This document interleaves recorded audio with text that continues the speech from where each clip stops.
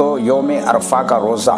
یوم عرفہ کے روزہ کے بارے میں نبی کریم صلی اللہ علیہ وسلم سے پوچھا گیا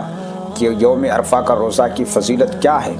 تو آپ صلی اللہ علیہ وسلم نے ارشاد فرمایا کہ یوم عرفہ کا ایک دن کا روزہ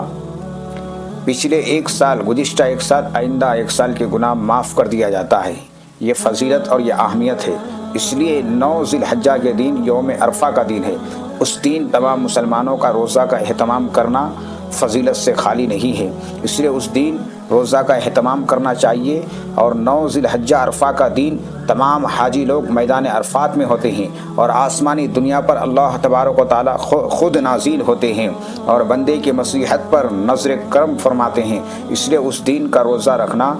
ہم لوگوں کو ثواب سے خالی نہیں ہے۔ اس لیے اس دن یوم عرفہ کا دن روزہ ضرور رکھنے کا اہتمام کرنا چاہیے، اور یہ جانکاری صدقہ جاریہ سمجھ کر